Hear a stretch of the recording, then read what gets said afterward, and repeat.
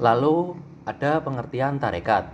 Dalam pengertian tarekat, secara etimologis, kata tarekat berasal dari kata torikoh, yang mana dalam bahasa Arab yang memiliki arti jalan, keadaan, aliran, atau metode. Sedangkan tarekat sendiri secara terminologi, menurut ahli sufi serta ahli lainnya adalah sebagai berikut. 1. Menurut Syekh Muhammad Amin Al-Qurdi Al-Irbili Asy-Syafi An-Naqsyabandi dalam kitab Tanwir al-Qulubnya adalah tarekat yakni beramal secara syariat dengan memilih amalan yang berat dan bukan yang ringan, dengan menahan diri untuk mengambil amalan ibadah yang dipandang lebih mudah, serta menjauhkan diri dari semua larangan syariat baik secara lahiriah maupun batiniah. Lalu yang kedua, menurut Abu Bakar Aceh, tarekat mempunyai arti jalan atau petunjuk dalam melakukan suatu ibadat sesuai dengan ajaran yang ditentukan dan dicontohkan oleh Nabi dan dikerjakan oleh sahabat serta para tabi'in turun-temurun sampai pada guru-guru secara berantai. Lalu menurut Al-Barmawi Umari, tarekat adalah suatu jalan atau sistem yang ditempuh melalui jalan tertentu untuk menuju keridhaan Allah semata. Adapun ikhtiar dalam menempuh jalan itu dinamakan suluk, sedangkan orangnya bernama salik. Nah, jadi tarekat ini adalah saluran-saluran dari ajaran tasawuf. Pada slide berikutnya, menurut Harun Nasution, tarekat berarti jalan yang harus ditempuh oleh seorang calon sufi agar ia berada sedekat mungkin dengan Allah.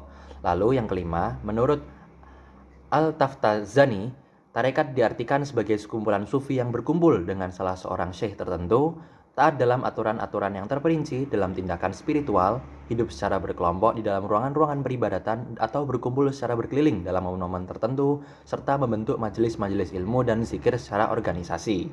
Adapun istilah tarekat sendiri, menurut istilah ulama tasawuf ialah yang pertama, jalan kepada Allah dengan mengamalkan ilmu, tauhid, fikih, dan tasawuf. Yang kedua, cara atau kaifiat mengerjakan sesuatu amalan untuk mencapai suatu tujuan. Nah, dari beberapa definisi terkait tarekat di atas, dapat kita simpulkan bahwa tarekat memiliki dua pengertian, yakni pertama, tarekat sebagai pendidikan spiritual yang dilaksanakan oleh orang-orang yang menjalani kehidupan tasawuf untuk mencapai suatu tingkat kerohanian tertentu. Sedangkan yang kedua adalah tarekat sebuah kelompok perkumpulan atau organisasi-organisasi tertentu yang dibentuk melalui aturan-aturan tertentu oleh syekh yang menganut suatu aliran tertentu pula. Baik, slide berikutnya. Terdapat unsur-unsur dalam suatu tarekat. Yang pertama adalah mursyid, yang mana secara bahasa mursyid berarti guru atau pembimbing, lebih tepatnya guru dalam suatu aliran tarekat. Mursyid adalah pemimpin tertinggi di tarekat. Mereka adalah orang-orang yang memiliki otoritas dan legalitas kesufian, yang berhak mengawasi muridnya dalam setiap langkah dan geraknya sesuai ajaran Islam. Lalu yang kedua, ada muridnya. Nah, di mana ada mursyid, seorang guru pasti memiliki murid. Secara bahasa, murid atau terkadang biasa disebut sebagai salik berarti seorang yang berkehendak, berharap atau menginginkan sesuatu. Dalam tarekat, murid berarti orang yang menempuh jalan rohani kepada Tuhan. Lalu yang ketiga ada baiat, yaitu perjanjian atau sumpah setia di antara kedua orang atau kedua pihak, di mana murid akan berjanji untuk mengamalkan ajaran maupun perintah yang diajarkan gurunya dengan sebaik-baiknya.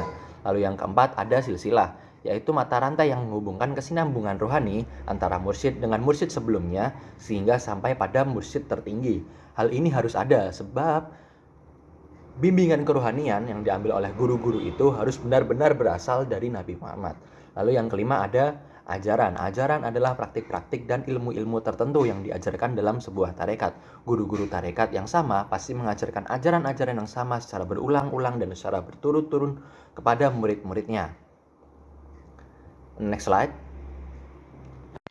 Oke, yang selanjutnya ialah macam-macam tarekat. Jadi macam-macam tarekat itu ada dua, tarekat wajib dan juga tarekat sunnah. Tarekat wajib yaitu amalan-amalan fardu ain dan fardu kifayah yang dilaksanakan setiap muslim. Jadi tarekat wajib ini ialah hal yang utama untuk mengamalkan rukun Islam. Amalan-amalan wajib ini juga sudah ditentukan oleh Allah Subhanahu wa taala melalui Al-Qur'an dan juga hadis. Contoh amalan wajib itu seperti sholat, puasa, zakat, haji bila mampu, dan juga kayak misalnya menutup aurat, terus habis itu makan makanan yang halal. Sedangkan tarekat sunnah yaitu kumpulan amalan sunnah dan mubah yang diarahkan sesuai dengan 5 syarat ibadah untuk membuat pengamalan menjadi orang bertakwa. Tentu saja orang-orang yang hendak mengamalkan tarekat sunnah ini hendaklah sudah mengamalkan tarekat wajib. Jadi tarekat sunnah ini tuh disusun oleh seorang guru mursyid untuk diamalkan oleh murid-murid dan pengikutnya. Isi dari tarekat sunnah ini tidak tetap, tergantung dengan keadaan zaman tarekat pada saat itu dan juga keadaan sang murid atau pengikut. Hal-hal yang dapat menjadi isi tarekat sunat itu misalnya kayak sholat sunnah, terus membaca Al-Quran, terus puasa sunnah, wirid, zikir, dan lain-lain. Nah, selanjutnya ialah aliran tarekat yang berkembang di Indonesia.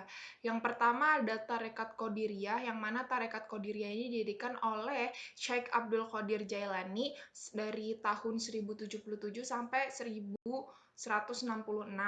Nah, terus ini tuh sering pula disebut dengan Al-Jili, yaitu tarekat ini tuh banyak juga tersebar di dunia timur seperti Tiongkok sampai ke Pulau Jawa.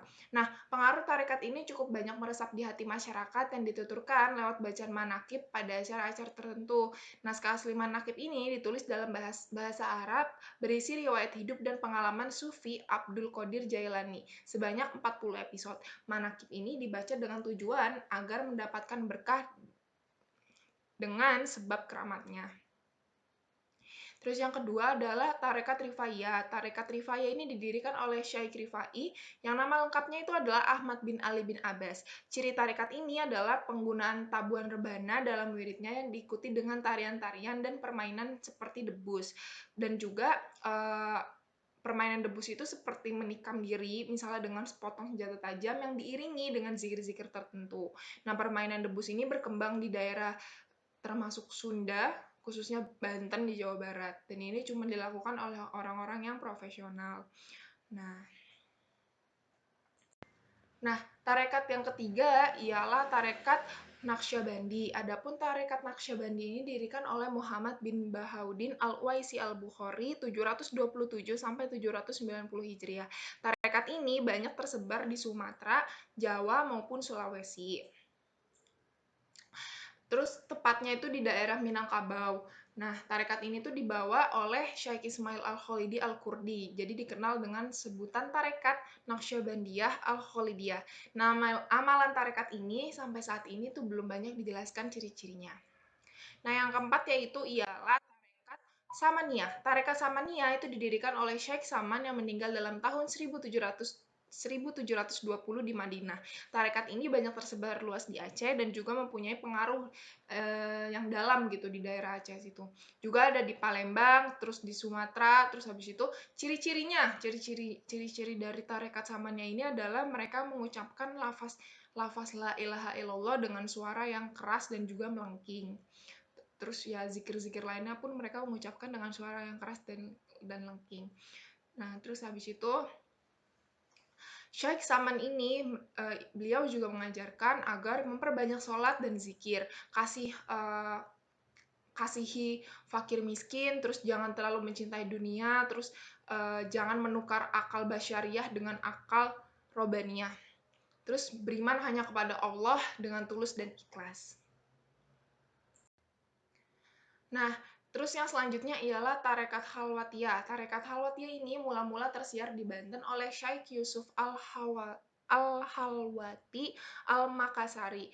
Ini tuh pada masa pemerintahan Sultan Ageng Tirtayasa. Nah, tarekat ini biasanya pengikutnya tuh di Indonesia. Dimungkinkan karena suluk dari tarekat ini sangat sederhana dalam pelaksanaannya untuk membawa jiwa dari tingkat yang rendah ke yang lebih tinggi. Nah, terus yaitu ada lagi tarekat Al-Hadad. Yang selanjutnya ini adalah juga termasuk banyak pengikutnya di Indonesia dan dimungkinkan juga karena dia itu juga sederhana dan juga ia banyak mengarang kitab-kitab dalam ilmu tasawuf, diantaranya kitab-kitab yang berjudul Nashhaidut Diniyah, yaitu nasihat-nasihat agama. Terus tarekat Hadad ini juga terkenal di Hadramaut, Indonesia, India, Hijaz, dan Afrika Timur, dan juga lain-lain. Nah, terus yang terakhir ialah tarekat Khalidiyah. Tarekat Khalidiyah adalah salah satu cabang dari tarekat Naqsyabandiyah tadi. Nah, di tarekat ini berisi tentang adab dan zikir tawasul dalam tarekat, adab usul tentang saik dan makamnya. Slide selanjutnya mengenai tujuan dari tarekat. Segala sesuatu aliran memiliki tujuannya masing-masing untuk mencapai sesuatu. Adapun tujuan dari sebuah tarekat secara umum, yang pertama yaitu tujuan tarekat ialah mempertebal hati pengikut-pengikutnya sedemikian rupa sehingga tidak ada yang dirasa indah dan dicintai kecuali keindahan dan kecintaan kepada Allah. Dan kecintaan tersebut dapat melupakan dirinya sendiri dan di dunia ini serta seisinya dengan melihat dari isi pengamalan dari suatu kegiatan tarekat tersebut. Yang kedua, tujuan tarekat berarti mengadakan latihan atau riyadah dan berjuang melawan nafsu atau mujahadah, membersihkan diri dari sifat-sifat yang tercela dan diisi dengan sifat-sifat terpuji dengan melalui latihan-latihan dari pemimpin atau ketua kegiatan dalam suatu ikatan perbaikan budi dan berbagai segi. Yang ketiga, yaitu tujuan tarekat mencapai tingkat makrifat. Hal ini apabila semua amalnya didasarkan akan keikhlasan dan ketaatan kepada Allah Subhanahu wa taala sehingga akan didapat dan diketahui segala rahasia di balik takbir cahaya Allah dan Rasul-Nya secara terang benderang. Slide selanjutnya membahas mengenai hubungan dari tarekat dan tasawuf. Di dalam ilmu tasawuf, istilah tarekat tidak saja ditunjukkan kepada aturan atau tata cara tertentu yang digunakan oleh seorang syekh tarekat dan bukan pula terhadap kelompok yang menjadi pengikut salah satu syekh tersebut. Dengan demikian dapat disimpulkan bahwa tasawuf merupakan secara umum merupakan sebuah usaha mendekatkan diri kepada Allah, sedangkan tarekat adalah caranya atau jalan yang ditempuh seseorang dalam usahanya untuk mendekatkan diri kepada Allah. Slide selanjutnya membahas mengenai sejarah dan perkembangan pada tarekat Islam. Awal munculnya tarekat pada abad pertama Hijriyah, mulai ada perbincangan tentang teologi, dilanjutkan mulai adanya formulasi syariah, dan pada abad kedua Hijriyah mulai munculnya ilmu tasawuf. Tasawuf terus berkembang dan meluas dan mulai terkena pengaruh luar. Salah satu pengaruh luar tersebut merupakan filsafat, baik filsafat Persia, India, maupun Yunani. Selanjutnya, pada abad kedua Hijriyah, golongan Sufi yang mengamalkan amalan-amalan dengan tujuan kesucian jiwa untuk takarub kepada Allah, para Sufi kemudian membedakan pengertian mengenai syariat, thariqat, hakikat, dan makrifat. Menurut para Sufi, syariah itu untuk memperbaiki amalan-amalan batin atau hati. Hakikat memiliki definisi untuk mengamalkan segala rahasia yang gaib. Sedangkan makrifat adalah tujuan akhir, yaitu mengenal hakikat Allah, baik zat, sifat maupun perbuatannya. Nah, pada abad kelima Hijriyah atau 13 Masehi, muncul tarekat sebagai kelanjutan kegiatan para sufi sebelumnya. Hal ini ditandai dengan adanya nama-nama pendiri kegiatan tarekat yang berhubungan dengan tokoh-tokoh sufi yang lahir pada abad itu. Setiap tarekat mempunyai kegiatannya masing-masing, seperti zikir, upacara ritual. Biasanya syekh atau mursyid mengajarkan ilmu tersebut kepada murid-muridnya di asrama latihan rohani yang dinamakan suluk atau rubat.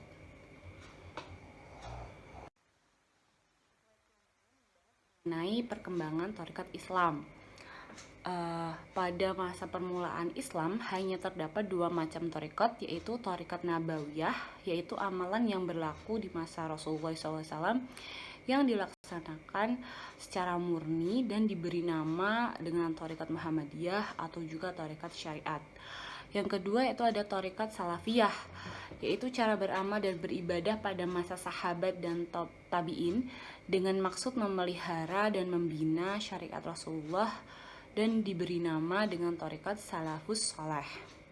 Perkembangan thariqat terjadi karena sesudah abad kedua Hijriyah, thariqat Salafiyah mulai berkembang secara kurang murni. Ketidakmurnian itu antara lain disebabkan oleh pengaruh-pengaruh filsafat dan alam pikiran manusia yang telah masuk di negara-negara Arab seperti filsafat Yunani, India, dan Tiongkok.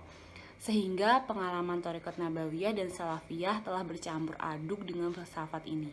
Faktor-faktor lain yang mempengaruhi seperti budaya dan juga politik. Kedua faktor ini mengakibatkan banyaknya para tokoh menciptakan atau membuat gerakan atau thariqat lainnya dengan maksud dan tujuan masing-masing, seperti yang dijelaskan di atas.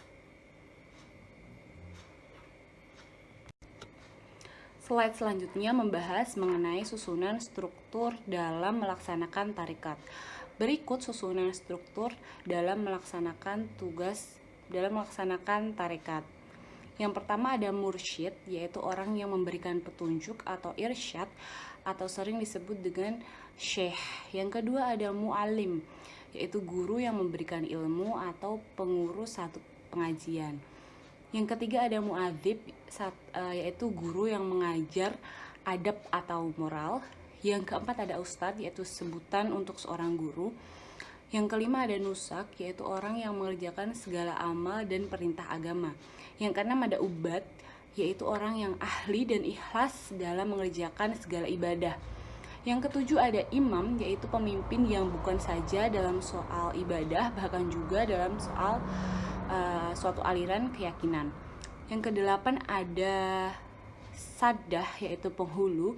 Gelar ini juga diberikan kepada seorang guru sebagai penghormatan atau orang yang dihormati dan diberi kuasa untuk menjalankan tugasnya penuh. Yang kesembilan ada salik, yaitu murid, orang yang menghendaki pengetahuan dalam segala amal ibadahnya.